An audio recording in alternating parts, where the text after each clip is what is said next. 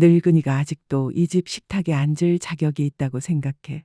나는 내 아들 윤재민이 눈을 똑바로 바라본 채 나를 어제 신문지처럼 버려도 된다고 동의할 줄은 결코 상상하지 못했는데, 그날 나는 조하늘이 정성껏 차려낸 값비싼 갈비찜을 포크에 올린 채 그들의 화려한 식탁에 앉아 있었고, 그녀는 마치 가족에게 큰 선물을 내놓듯 잔인한 말을 시작했다. 어머니, 우리 이야기 좀 나눴어요. 그녀는 늘 독하게 무언가를 꺼낼 때마다 그랬듯 지나치게 달콤한 목소리로 말을 이어갔고, 손에 들고 있던 와인 잔을 고의적으로 내려놓자 수정잔이 원목 테이블에 닿으며 은근한 울림을 냈다. 올해 추석은 그냥 조용히 아무 일도 없는 듯 평화롭게 보내고 싶습니다. 나는 안에서 요동치는 심정을 감추고자 포크를 천천히 내려놓았고, 손은 놀라울 만큼 차분했지만 식탁의 공기는 갑자기 좁아지며 벽이 다가오는 듯 숨막히게 변했다. 잡음이라니요? 내가 되묻자 조하늘은 날카로운 미소를 지으며 대꾸했다. 어머니가 늘 모든 일에 의견이 있으시잖아요. 우리가 아이를 어떻게 키우는지, 돈을 어떻게 쓰는지, 집을 어떻게 꾸미는지, 우리의 삶을 어떻게 사는지까지 간섭하시니까 솔직히 지칩니다. 말들은 불길의 연기처럼 공중에 떠돌며 곧 모든 것을 삼켜버릴 듯 무겁게 흩어졌고, 내 심장은 목구멍까지 치솟았지만 얼굴은 담담하게 굳혔다. 26해 동안 이 여자를 상대하며 감정을 들키지 않는 법을 몸에 새겨왔으니 나는 시선을 윤재민에게 돌렸지만 내 유일한 아들은 접시를 뚫어져라 바라보며 턱을 굳힌 채 어릴 적 잘못을 숨기려 애쓸 때마다 드러나던 작은 근육이 미세하게 떨리고 있었다. 속으로는 애타게 외쳤다. 뭐라도 말해라. 내가 틀렸다고 해라. 내가 너의 엄마라고. 내가 없었다면 이 집도, 이 삶도, 내가 당연하게 누리는 편안함도 없었다고 해라. 그러나 그는 긴 침묵 끝에 겨우 시선을 피하며 낮게 속삭였다. 엄마, 올해는 어머니가 다른 데서 명절을 보내시면 좋을 것 같아요. 우리도 숨 좀 고르게요. 그 말은 가슴을 후려치는 물리적 충격처럼 밀려왔고 갈비뼈가 조여들며 숨쉬기조차 힘들어졌다. 하지만 나는 조하늘 앞에서 약한 모습을 보여선 안 된다는 걸 오래전에 배웠다. 그녀는 상대의 상처를 빨아들이며 언젠가 무기로 삼는 포식자 같았으니까. 그렇구나. 나는 목소리를 평정하게 유지하며 얼굴이 갈라질 듯한 억지 미소까지 지어냈다. 누구에게도 짐이 되고 싶지 않으니까. 조하늘의 눈빛은 승리를 확인한 듯 번쩍였고, 먹잇감을 제대로 물어뜯었을 때만 드러나는 포식자의 기세가 스쳤다. 이해해 주셔서 정말 다행이에요, 어머니. 다른 분들이라면 소란을 피우고 난리를 쳤을 텐데 어머니는 늘 합리적이시니까요. 합리적이라는 말은 곧 자존심을 삼키고 사랑해야 할 가족에게 쓰레기 취급을 받으며도 조용히 물러나는 사람이라는 뜻이었고, 그 단어는 결국 약하고 만만하다는 낙인이었다. 물론이지. 나는 천으로 된 고급 냅킨으로 입술을 닦으며 대답했다. 그것은 내가 그들의 결혼 10주년을 기념해 선물했던 바로 그 세트였다. 가족의 화목이 가장 중요하니까. 그때 8살 유나린이 접시에서 눈을 들어 어른들 사이를 어리둥절하게 바라보며 물었다. 할머니, 벌써 가세요? 아직 송편도 안 먹었는데요. 조하늘은 곧장 부드러운 척 머리를 쓰다듬으며 말했다. 할머니는 중요한 일이 있으셔. 지금 꼭 하셔야 하는 어른 일 말이야. 나는 서서히 몸을 일으키며 58회의 세월이 뼛속까지 스며든 무게를 느꼈고, 현관 옆에 두었던 핸드백을 챙겨 유나린의 머리에 입을 맞췄다. 머리칼에서는 조하늘이 산 값비싼 샴푸 향이 풍겼고, 그것은 어릴 적 윤재민의 머리에서 맡던 소박한 유아용 샴푸 향과는 전혀 달랐다. 곧 보자, 우리 아리나. 나는 속으로 스스로에게조차 확신할 수 없는 약속을 건넸다. 할머니, 어디 가세요? 아이의 맑은 목소리가 내 가슴을 톱니처럼 갈라놓았다. 정리해야 할 게 좀 있단다. 나는 대답했는데 그것만은 거짓이 아니었다. 나는 정말로 처리해야 할 중요한 일이 있었다. 조하늘은 마치 승리를 만끽하듯 나를 현관까지 데려다 주었고, 그녀의 구두 굽소리가 새해전 그들이 비용이 없어 전문가를 부르지 못했을 때 내가 직접 손질해준 마룻바닥 위에서 날카롭게 울렸다. 어머니, 개인적인 건 아니에요. 모두를 위한 최선의 선택일 뿐이에요. 그녀는 부드럽게 말했지만 그 속내는 이미 드러나 있었다. 나는 현관에 멈춰서서 윤창호가 남긴 사망보험금으로 내가 도와 마련해준 집과 그 돈으로 쌓아 올려진 삶을 한동안 바라보았다. 그들은 언젠가 당연히 자기들의 몫이 될 거라고 믿고 있는 재산이었다. 하늘아, 내가 이게 무슨 일인지 모를 것 같니? 내 어조에 뭔가 담겨 있었는지 그녀의 미소가 잠시 흔들렸지만 나는 이미 차로 향해 걸음을 옮기고 있었다. 차를 몰고 나오며 백미러에 비친 윤재민의 얼굴을 보았다. 현관에 서서 내가 떠나는 것을 지켜보던 그의 모습은 잠시나마 무릎이 까져 울며 달려오던 어린 시절의 아들과 겹쳐졌다. 하지만 곧 조하늘이 그의 옆에 다가와 허리에 팔을 두르자 그는 순순히 안으로 몸을 돌렸다. 세 블록쯤 달린 뒤 더는 운전대를 잡을 수 없어 길가에 차를 세웠다. 손이 심하게 떨려 안전하게 운전할 수가 없었고 나는 핏기가 사라진 손가락으로 핸들을 부여잡은 채 내 아들에게 배신당한 것 같은 참담함을 온몸으로 느꼈다. 26해 동안 나는 윤재민의 결혼 생활 한가운데에 있으면서 조하늘이 계획적으로 조금씩 그러나 집요하게 나를 그의 삶의 변두리로 밀어내는 과정을 지켜봐야 했다. 처음에는 내가 예고 없이 들르기보다 전화를 하고 오면 좋겠다는 사소한 말로 시작되었고 이어서는 손주에게 선물을 너무 많이 준다거나 지나치게 애정을 쏟는다는 핀잔이 이어졌다. 마침내는 어떤 엄마들은 자식을 독립시키지 못한다는 은근한 비난까지 던졌지만 윤재민은 매번 묵묵히 그 상황을 받아들이며 나를 방치했다. 나는 조하늘이 상처 주려고 던진 말마다 피가 배어나듯 마음이 찔렸지만 겉으로는 태연한 척했었고 생일이나 학교 행사에서 의도적으로 초대받지 못해도 못 본 채하며 웃어넘겼으며 내 선물이 비싸다거나 맞지 않는다거나 마음에 들지 않는다고 평가받을 때도 억지로 고개를 끄덕였다. 하지만 이번 일은 달랐다. 단순히 배제되는 것이 아니라 아예 추방당한 것이었다. 친아들 입으로 더 이상 가족 모임에 나를 환영하지 않는다고 들었으니 나는 휴대전화를 꺼내 연락처를 뒤져 김민석 변호사의 번호를 눌렀다. 윤창호의 보험금이 들어왔을 때 갑작스럽게 손에 쥔 큰돈을 어떻게 관리할지 막막했던 이래로 15년 동안 함께해온 신뢰할 만한 조언자였다. 민석 변호사님, 저 윤명숙입니다. 내일이라도 만나야겠어요. 무슨 일이십니까? 목소리가 많이 상심하신 것 같은데요. 나는 백미러에 비친 윤재민의 집을 바라보았다. 조하늘이 거실 커튼을 내리며 세상, 아니 나를 차단하는 모습이 보였다. 제 계좌와 투자 내역에 큰 변화를 줄 때가 온 것 같아요. 그는 잠시 멈추더니 내일 오전 10시는 어떠십니까? 라고 물었다. 좋습니다. 그리고 민석 변호사님, 윤재민 이름으로 되어 있지만 내 자산에서 전액 충당된 투자 내역 전부를 준비해 주세요. 이번에는 더 긴 정적이 흘렀다. 나는 그의 머릿속에서 계산이 돌아가는 소리를 듣는 듯했다. 전부 말씀이십니까? 하나도 빠짐없이. 그리고 임대 부동산까지 전부. 전화를 끊은 뒤 나는 한동안 차 안에 앉아 있었고 가슴 속에서는 심장이 있던 자리를 차갑고 날카로운 돌덩이가 대신하고 있는 듯했다. 조하늘은 20해 넘게 이어온 나와의 전쟁에서 승리했다고 생각했을 것이다. 드디어 성가신 시어머니를 몰아냈다고 여겼을 테지만 정작 그녀는 지금 자신이 무슨 일을 불러일으켰는지 전혀 알지 못했다. 나는 차를 몰아 비어있는 집으로 돌아가며 해야 할 일들을 하나하나 머릿속에 정리했다. 걸려야 할 전화, 검토해야 할 서류, 확인해야 할 법적 문서, 그리고 일단 내리면 돌이킬 수 없는 결정들. 조하늘은 나 없는 평화로운 추석을 원했지만 그녀가 얻을 것은 생각보다 훨씬 크고 무거운 대가였다. 다음 날 아침, 나는 부엌 식탁 위에 펼쳐진 금융 서류 더미를 바라보고 있었다. 그것은 수년간의 계획과 아낌없는 지원이 고스란히 담겨 있었고 아들과 며느리는 당연하게 받아들이며 전혀 고마워하지 않았던 기록이었다. 커피는 오래전에 식어버렸지만 나는 움직이지 못한 채 과거를 곱씹고 있었다. 처음부터 이렇게까지 비참했던 건 아니었다. 28해 전 윤재민이 조하늘을 집에 데려왔을 때 나는 기뻤다. 그녀는 아름답고 매력적이었으며 아들을 진심으로 아끼는 듯 보였다. 윤재민이 방에 들어설 때마다 환히 웃는 모습에 나는 아들이 정말 좋은 배우자를 만났다고 안심했었다. 그러나 시간이 지나며 나는 깨달았다. 그녀의 빛은 곁에 있는 모든 일을 서서히 흐릿하게 만들고 결국 자기 자신만 하늘의 별처럼 남게 하는 성질이었다는 것을. 변화는 아주 사소하게 시작되었기에 나는 처음엔 눈치채지 못했다. 어머니, 오시기 전에 전화 한 번만 주시면 좋겠어요.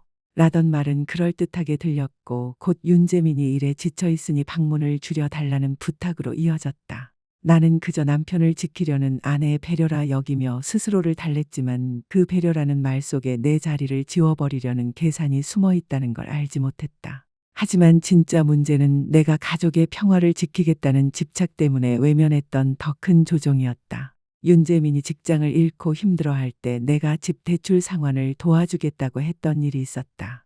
그날 조하늘은 내 거실에 앉아 눈물을 글썽이며 말했다. 재민 씨가 엄마 돈을 받는 걸 너무 자존심 상해해요. 남자로서 위축되는 것 같아서 괴로워요. 직접 말씀은 못 드리지만 제가 옆에서 지켜보니 너무 힘들어 보여요. 어머니께서 조금만 물러나 주시면 스스로 해결할 수 있지 않을까요? 나는 그 말에 한 발 물러섰고 결국 아들이 반년 동안 실직 상태로 스트레스를 술과 폭식으로 달래는 모습을 지켜봐야 했다. 조하늘은 그 옆에서 힘든 생활을 묵묵히 감내하는 아내처럼 행동했고 재민이가 결국 자존심을 접고 도움을 청했을 때 그녀는 꼭 빚이라고 반드시 갚을 거라고 강조했다. 물론 갚지 않았다. 하지만 이미 나는 그 얘기를 꺼내지도 못하게 길들여져 있었다. 그녀의 진짜 걸작은 아이를 낳기로 결정했을 때 드러났다. 나는 단순히 간섭하는 시어머니가 아니라 손주를 망치거나 부모의 훈육 방침을 흔드는 위험한 존재로 바뀌어 있었다. 내가 주는 선물은 모두 과도하게 비싸서 아이들을 물질주의자로 만든다고 했고 내가 건네는 조언은 모두 시대에 뒤떨어져 더 이상 쓸모없는 것으로 치부됐다. 유나린이 2살쯤 되었을 때 조하늘은 내게 조심스럽게 말하는 척하며 독하게 말했다. 어머니, 저희는 할인이를 키울 때 선물이나 간식을 명확하게 규칙을 정하고 싶어요. 방문할 때마다 뭔가를 기대하게 만들고 싶지 않아요. 나는 그날 작은 나무 기차를 하나 사서 갔는데 값비싼 것도 아니고 단지 10,000원 남짓한 장난감이었을 뿐이었다. 그러나 그녀의 눈빛은 내가 말도 안 되는 말을 들고 온 것처럼 차가웠다. 나는 기차를 다시 가방 속에 집어넣으며 알겠어. 충분히 이해한다. 라고 말했지만 그때 깨달았다. 나는 손주에게 애정을 표현하기 전에 허락을 받아야 하는 마치 훈련된 개처럼 길러지고 있다는 사실을. 그러나 가장 잔인한 조종은 윤창호의 죽음을 이용한 것이었다. 남편은 53세 갑작스러운 심장마비로 세상을 떠났고 아들은 끝내 아버지에게 남자로서 자신을 증명할 기회를 충분히 얻지 못했다고 평생 죄책감을 안고 살아왔다. 조하늘은 그 상처를 집요하게 파고들었다. 아버님께서도 재민 씨가 스스로 서기를 바라셨을 거예요. 가족에게 의존하는 건 결코 원하지 않으셨을 거예요. 그녀는 내가 주려는 도움을 나약함으로 내가 베푸는 사랑을 통째로 둔갑시켰고 여전히 아버지의 죽음을 애도하던 아들은 그녀의 말을 모조리 믿어버렸다. 나는 휴대전화를 꺼내 지난달 유나린 생일잔치 사진을 다시 보았다. 사진 속 나는 늘 배경에 서서 억지 미소를 짓고 있었고 앞에서는 조하늘이 완벽하게 행사를 주도하고 있었다. 나는 바운스 하우스 임대료도 음식 케이터링 비용도 그녀가 고집한 유명 제과점 케이크 값까지 전부 부담했지만 정작 사진 속 나는 손주의 삶에서 손님처럼 보였다. 그때 피가 싸늘하게 식는 듯한 장면이 눈에 들어왔다. 한 장의 사진에서 조하늘은 재민의 사촌 형수에게 내 쪽을 가리키며 귓속말을 하고 있었고 둘은 동시에 웃음을 터뜨리고 있었다. 화면을 확대해 보니 남의 흉을 볼 때만 나오는 싸늘한 비웃음이 얼굴에 그대로 드러나 있었다. 나는 휴대전화를 내려놓고 어제 도착해 부엌에 놓아둔 채 차마 열어보지 못했던 봉투를 집어들었다.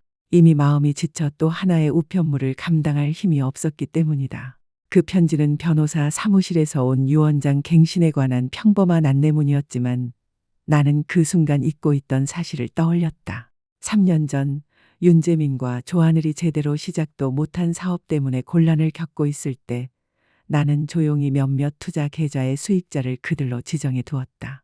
전 재산은 아니었지만 두 사람이 안락한 미래를 누리기에 충분한 금액이었다. 그때 나는 이것을 현명한 계획이라 스스로를 설득했다.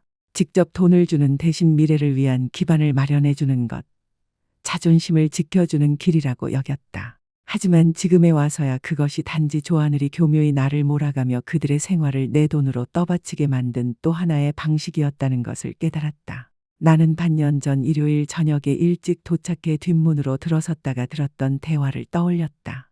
부엌에서 전화 통화를 하던 조하늘의 목소리는 만족에 젖어 있었다. 걱정 마세요. 어머니는 어디 가지 않아요. 불평은 좀 하시겠지만 손녀 유나린이 있으니까 결국은 못 떠나실 거예요. 그리고 결국은 모든 걸 우리가 상속받게 될 테니까요. 재민이가 외아들이잖아요. 그녀는 웃었고 그 소리에 나는 온몸이 오싹해졌다. 유 원장만 괜한 변덕으로 바꾸지 않게 조심하면 돼요. 제가 완전히 장악하고 있으니까요. 제가 원할 때 원하는 대로 하세요. 나는 장바구니에 저녁 재료를 가득 담은 채 현관 앞에서 며느리가 내 죽음을 사업거래처럼 이야기하는 것을 들었다. 그날 밤 욕실 거울 앞에 서서 내 얼굴을 오래 바라보며 언제부터 이렇게 비참해졌는지, 언제부터 내 가족에게 줄 수 있는 사랑의 크기까지 다른 이의 허락을 받아야 하는 사람이 되었는지 자문했다. 전화벨 소리가 나를 현실로 끌어냈다. 김민석 변호사의 이름이 화면에 떴다. 그는 서두르지 않고 바로 말했다. 오늘 회의 전에 생각을 좀 해봤습니다. 큰 변화를 앞두고 계신 만큼 정확히 이해하셔야 합니다. 나는 서류를 정리하며 대답했다. 충분히 이해하고 있어요. 총액이 얼마나 됩니까? 윤재민과 조하늘에게 돌아가도록 설정된 모든 자산의 가치가. 잠시 정적 후 그는 파일을 확인했다. 투자 계좌, 부동산, 할인이 교육 신탁을 모두 합치면 약 28억 원 규모입니다. 28억 원.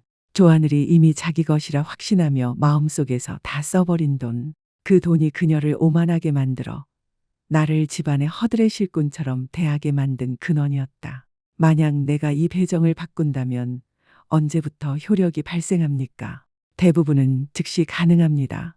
투자 계좌는 오늘이라도 조정할 수 있고 부동산은 절차의 시간이 조금 걸리겠지만 이번 주 안에 시작할 수 있습니다. 나는 어제 조하늘의 비웃음을 떠올렸다. 나를 내쫓으며 쾌감을 느끼던 얼굴. 그리고 침묵하던 윤재민. 내 희생 위에 서 있으면서도 단 한마디 변호조차 하지 않은 아들. 무엇보다 손녀 유나린을 떠올렸다.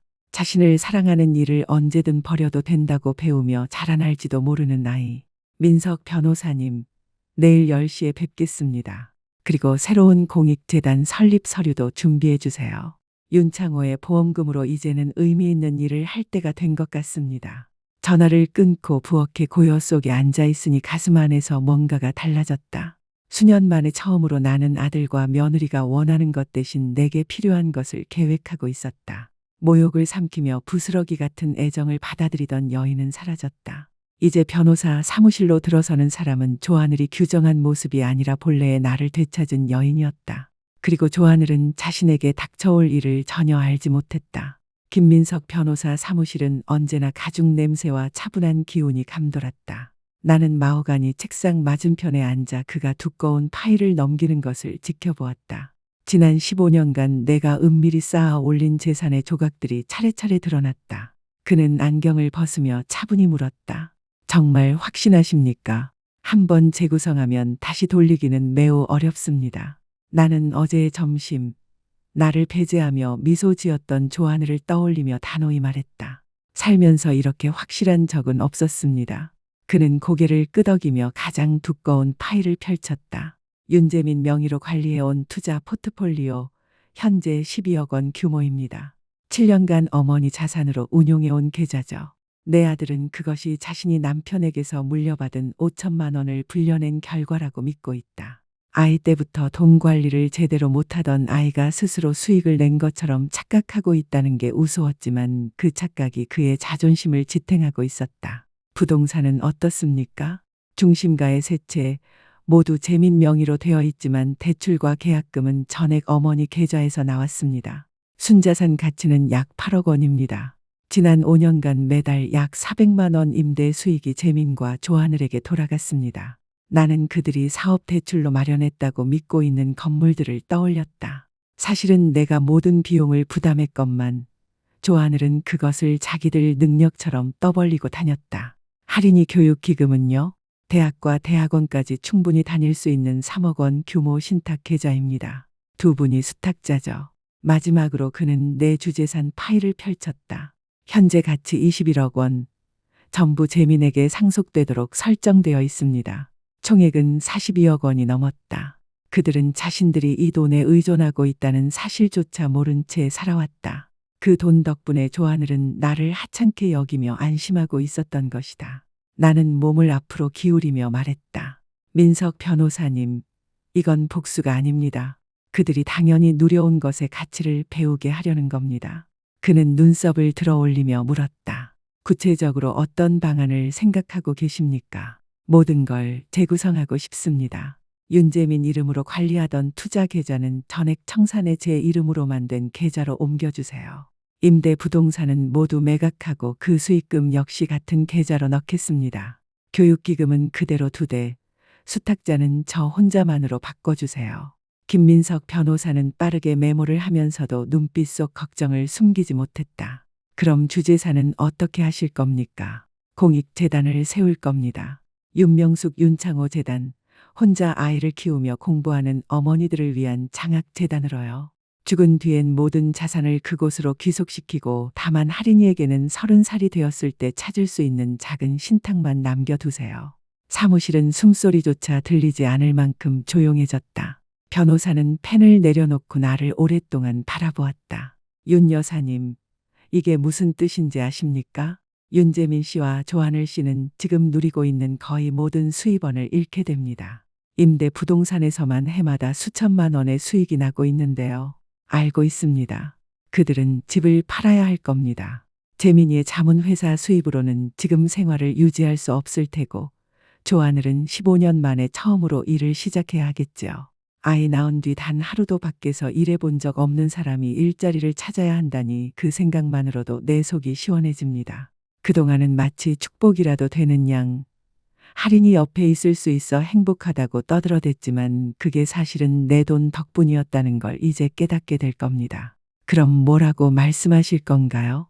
변호사가 물었다. 처음엔 아무 말도 하지 않을 겁니다. 분기별 명세서가 6주 뒤에 나가니까 그때쯤 눈치채겠죠. 임대 수입은 매달 일일에 입금되는데 12월이면 상황을 알게 될 겁니다. 그는 고개를 저었다. 이건 그들을 완전히 무너뜨릴 겁니다. 좋습니다. 편안함이 가르쳐 주지 못한 걸 파국이 가르쳐 줄 수 있지 않겠습니까? 나는 조하늘이 친구들의 돈 걱정을 들으며 비웃던 얼굴을 떠올렸다. 돈 관리를 못하니까 저렇게 사는 거지. 라며 코웃음치던 그녀는 자기 안정이 남의 희생 위에 세워진 줄도 몰랐다. 한 가지 더 부탁이 있습니다. 지난 15년간 내가 그들에게 보탠 돈을 전부 정리해 주세요. 법적 목적은 아니고 그저 내가 기록으로 갖고 싶습니다. 변호사는 계산기를 꺼내 여러 파일에서 숫자를 옮겨 적기 시작했다. 클릭 소리만 가득한 사무실에서 집 대출 보조, 자동차 할부, 휴가 경비, 집수리, 의료비, 사업 투자 그 밖에 무수한 지출들이 차례로 불려 나왔다. 잠시 후 그는 입을 열었다. 총액은 약 18억 원입니다. 직접적인 지원만 그렇고 투자 관리나 임대 수익은 포함하지 않았습니다. 18억 원, 거의 20억 원을 내가 쏟아부으며 가족의 미래를 지켜주려 했는데 돌아온 건 멸시와 추방뿐이었다. 얼마나 빨리 실행할 수 있습니까? 오늘부터 시작하면 이번 주 안에 대부분 완료될 겁니다. 나는 자리에서 일어나 그의 손을 굳게 잡았다. 그럼 시작합시다. 사무실을 나와 차로 향하는 발걸음은 수년 만에 가장 가벼웠다. 윤창호가 세상을 떠난 뒤 처음으로 나는 내 뜻대로 선택을 하고 있었다. 휴대전화가 울리자 화면에 조하늘의 메시지가 떴다. 어제 일 너무 마음 상해하지 않으셨길 바라요. 가족도 성장하려면 거리가 필요하잖아요. 다음 주에 커피 한잔하면서 앞으로 경계에 대해 이야기 나누면 좋겠네요. 경계라니. 그녀는 나에게 경계를 논하자고 했다. 나는 대꾸 없이 메시지를 지워버렸다. 다음 주가 되면 그녀는 커피 약속은커녕 훨씬 더 큰 문제에 휘말려 있을 테니까. 15년 동안 마음대로 이용해온 현금 인출기는 이제 영영 닫혔다. 변호사와의 만남 이후 3주가 흘렀고 그동안 나는 수년간 느껴보지 못한 묘한 평온 속에 살았다. 매일 아침 눈을 뜰 때 오늘 조하늘의 기분은 어떨까? 윤재민이 전화를 할까 걱정하던 소가리가 사라졌다. 수십 년 만에 나 자신을 위해 사는 기분이었다. 동네 문화센터 수채화 수업에도 나가 보기 시작했는데 늘 하고 싶었으나 그들의 요구에 밀려 하지 못했던 일이었다. 강사는 내 색감 감각을 칭찬하며 다음 주말엔 미술관에 함께 가자고 했다. 요즘 달라지신 것 같아요. 뭔가 무거운 걸 내려놓은 듯 편안해 보이세요. 그녀는 미소 지으며 그렇게 말했다. 전화기는 놀랍도록 조용했다. 손주를 갑자기 맡아달라는 아들의 전화도 없었고 가족 행사를 빙자해 나를 배제하는 조하늘의 메시지도 오지 않았다. 한 달 전이었다면 이 침묵이 두려웠겠지만 지금은 자유였다. 그러나 오래가진 않을 거라는 것도 알았다.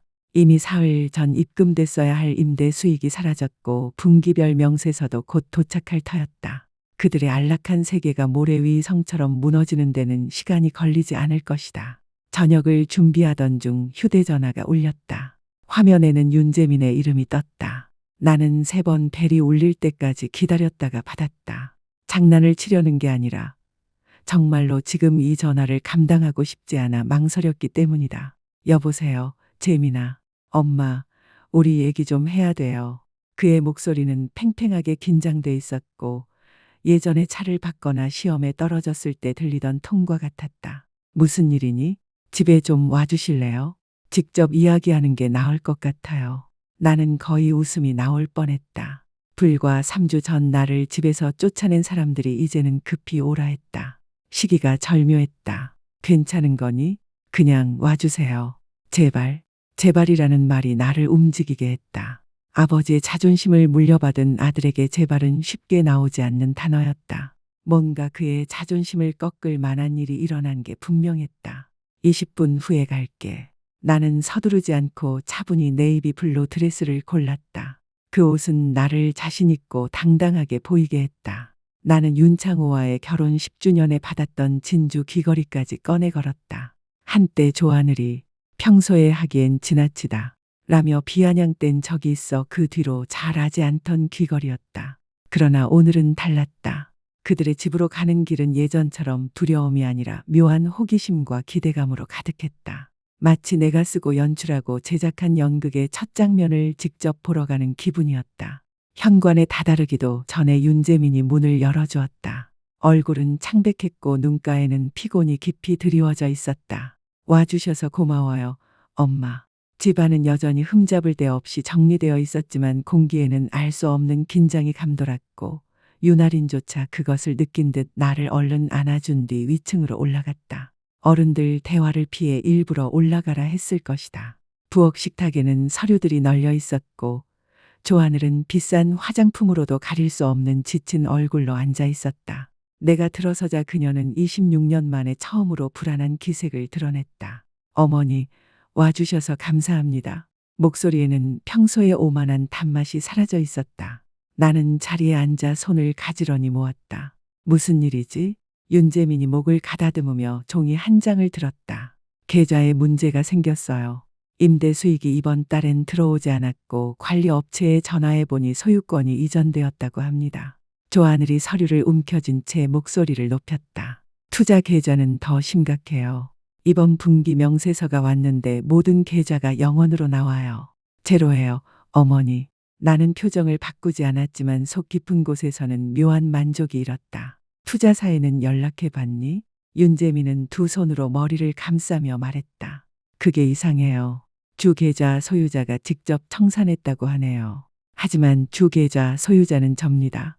제가 수년 동안 직접 관리해 왔다고요.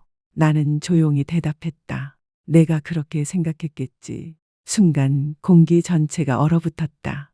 조하늘의 눈에 이해와 동시에 분노가 번쩍였다. 뭐라고요? 그녀는 거의 속삭이듯 물었다. 나는 눈을 피하지 않고 똑바로 응시했다. 내가 그렇게 생각했을 뿐이라고 했어. 윤재민은 상황을 이해하지 못한 채 두 사람 사이를 오가며 당황했다. 엄마, 무슨 말씀이에요? 재민아, 내가 7년 전 투자금을 어디서 댔다고 생각하니? 아버지 보험금 5천만 원이요. 나는 고개를 천천히 저었다. 너희 아버지의 보험금은 전액 내 몫이었어. 그 돈은 내가 관리했지. 내가 투자했다는 5천만 원은 내 결혼 초반에 이미 다 쓴 용돈, 선물, 아르바이트 모은 돈이었을 뿐이야. 두 해도 못 가 사라졌지. 윤재민의 얼굴은 피가 가시듯 하얗게 질렸다. 그럴 리가. 임대 부동산, 투자 계좌, 이 집의 계약금까지 모두 내 계좌와 신용, 내 뒷받침에서 나온 거다. 지난 15년 동안 너희는 내 돈으로 살아온 거야. 조하늘은 벌떡 일어서며 의자를 넘어뜨렸다. 거짓말이에요. 정말일까? 나는 휴대전화를 꺼내 김민석 변호사에게서 온 이메일을 열었다. 윤재민 명의로만 기록된 산업 포트폴리오. 이번 주 화요일에 전액 청산. 12억 원은 내 계좌로 이체 완료. 중심가 세채 부동산 어제 매각. 8억 4,700만 원 수익금 확보. 더 말해줄까? 윤재민은 마치 내가 외국어를 하는 듯 멍하니 바라봤다. 하지만 명의는 제 이름인데 내 이름은 단순히 세금상의 편의를 위해 수익자, 부차 연락처로만 기재된 거다. 실제 권한자는 언제나 나였어. 조하늘의 얼굴은 창백했다가 붉어졌다가 마침내 보라색으로 변해갔다. 이럴 순 없어. 그건 우리 재산이에요. 우리가 의지해온 돈이라고요. 애초에 너희 것이 아니었어. 내가 사랑으로 내준 돈이었지. 내가 원한 건 존중과 최소한의 예의뿐이었는데 너희는 그것마저 거부했어. 조하늘은 악에 받쳐 소리쳤다. 이건 추석 때문이잖아요. 어머니는 결국 복수하려는 거잖아요. 나는 웃음소리를 터뜨렸다. 나조차 놀랄 만큼 진심에서 나온 시원한 웃음이었다. 복수? 아니야, 하늘아. 이건 진실이야. 너희가 내 도움 없이 어디까지 설 수 있는지 이제 알게 된 것뿐이지. 윤재민은 의자에 주저앉아 두 손으로 얼굴을 가렸다. 엄마, 임대 수익 없이는 이 집을 유지할 수 없어요. 차 할부금도, 할인이 학교비도 아무것도 감당할 수 없어요. 그럼 이제야 내 형편에 맞게 사는 법을 배우면 되겠지. 조하늘의 목소리가 갈라졌다. 그럼 할인이는요? 대학은 어떻게 해요? 할인이 교육기금은 안전하다. 나는 결코 아이에게 부모의 선택을 벌로 돌리지 않아. 하지만 이제 내가 유일한 수탁자니까 그 돈을 어떻게, 언제 쓸지는 내가 결정한다. 나는 가방을 집어들고 일어섰다. 두 사람은 재난을 당한 이들처럼 멍하니 앉아 있었다. 윤재민이 낮게 물었다. 왜 지금이에요? 왜 이제 와서? 나는 현관에서 돌아보았다. 사랑으로 키운 아들, 그러나 아내의 말 앞에 침묵하며 나를 내친 사람. 어제 내가 분명히 말했잖니. 나는 더 이상 가족이 아니라고. 그래서 나도 더 이상 그 가족을 떠받칠 이유가 없는 거야. 내가 차로 향하는 동안 집안에서는 조하늘의 날카로운 비명이 터져나왔다. 변호사를 부르겠다. 소송하겠다. 절대 이렇게는 못 살겠다며 발악하는 소리였다. 그러나 나는 그들의 삶을 파괴한 것이 아니라 단지 나의 지원을 멈췄을 뿐이었다. 집으로 돌아오는 길, 나는 수십 년 만에 처음으로 완벽한 평화를 느꼈다. 그들은 나를 원하지 않았다. 이제야 비로소 나의 부재가 무엇을 의미하는지 알게 되겠지. 다음 2주는 절망의 교향곡이었다. 그러나 나는 새롭게 얻은 독립의 거리에서 그 모든 것을 지켜볼 뿐이었다. 사흘 만에 새벽 6시 윤재민의 목소리가 전화기 너머로 떨려왔다. 울었는지 소리쳤는지 모를 쉰 목소리였다. 엄마, 제발 우리 이성적으로 이야기해요. 방법이 있을 거예요. 나는 커피를 마시며 신문을 넘겼다. 그토록 오랫동안 방해받던 평화로운 아침을 비로소 즐기며 뭘 어떻게 하자는 거니, 재민아? 돈을? 계좌요, 엄마. 우리 다 잃게 생겼어요. 아니야. 너희가 잃는 건 원래 너희 것이 아니었던 것들 뿐이야. 그 뒤로 전화는 점점 격해졌다. 윤재민은 애원했고 조하늘은 고래고래 소리를 질렀다. 협박과 애걸을 오가며 마치 슬픔의 단계를 광속으로 통과하는 듯했다. 나는 남겨진 음성 메시지를 무심하게 들으며 그들의 허울뿐인 자립이 얼마나 빨리 무너지는지 새삼 놀라워했다. 첫째 주가 끝날 무렵 그들은 집을 시장에 내놓았다. 마당에 꽂힌 매매 간판은 오만의 전장에서 내가 꽂은 작은 승리의 깃발 같았다. 나는 그림 수업에 가는 길에 일부러 그 앞을 지나며 오직 만족만 느꼈다. 둘째 주에는 새로운 절박함이 찾아왔다. 조하늘이 15년 만에 처음으로 일을 시작했는데 동네 마트 매장에서 옷을 정리하고 손님을 상대하는 단순 판매직이었다. 윤재민은 갈수록 초조해진 목소리로 전화해 와 씁쓸하게 말했다. 엄마, 하늘이가 지금 매장에서 일해요. 손님들한테 무시당하면서 하루 종일 서 있답니다. 이게 정말 원하신 거예요? 나는 담담히 대답했다. 내가 원한 건 존중이었다.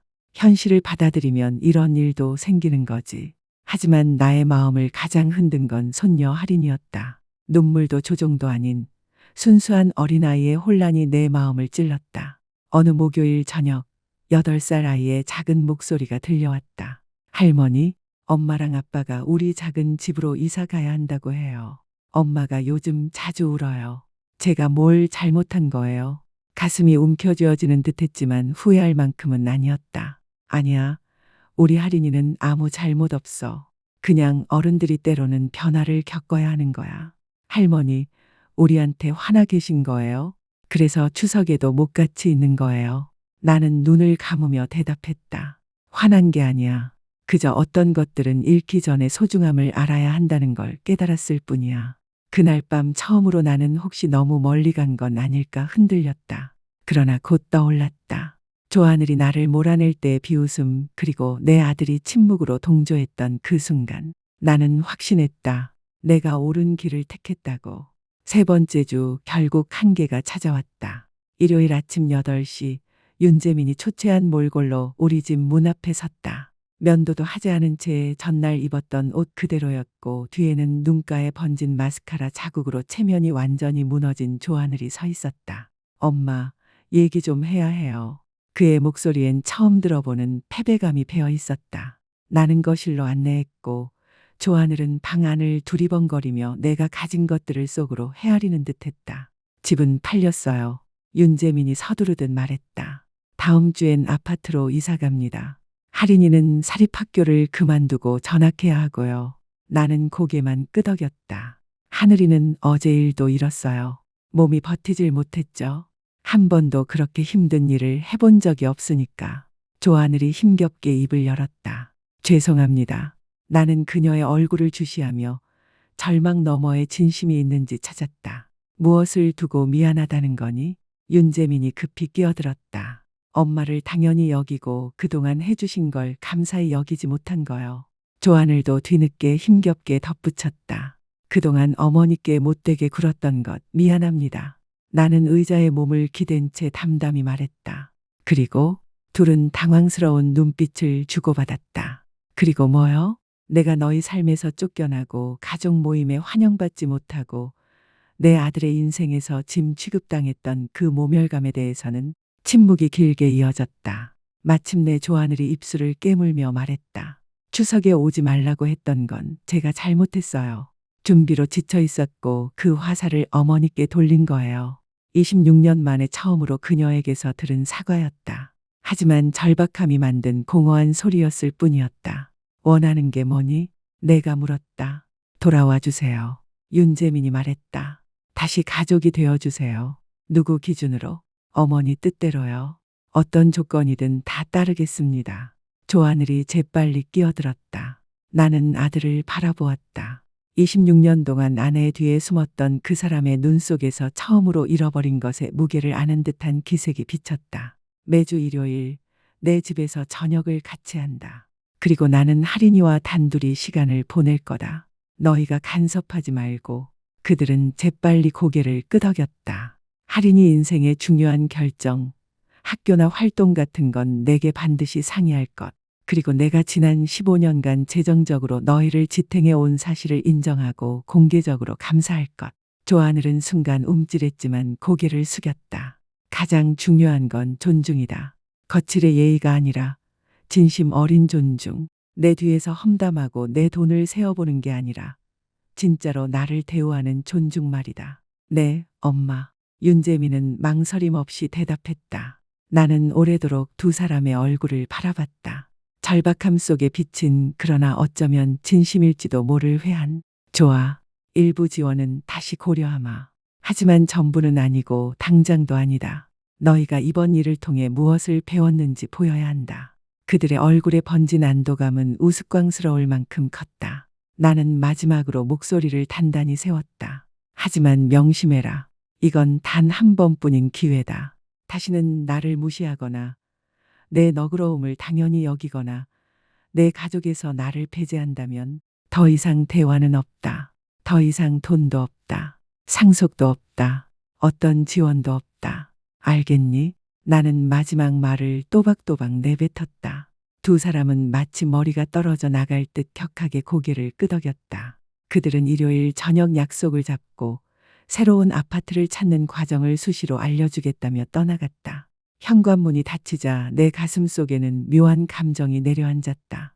그것은 승리라고 부를 수는 없었지만 분명히 평형과 균형이었다. 수십 년 만에 처음으로 나는 가족과의 관계에서 침묵하는 희생자가 아니라 동등한 한 사람으로 서 있었다.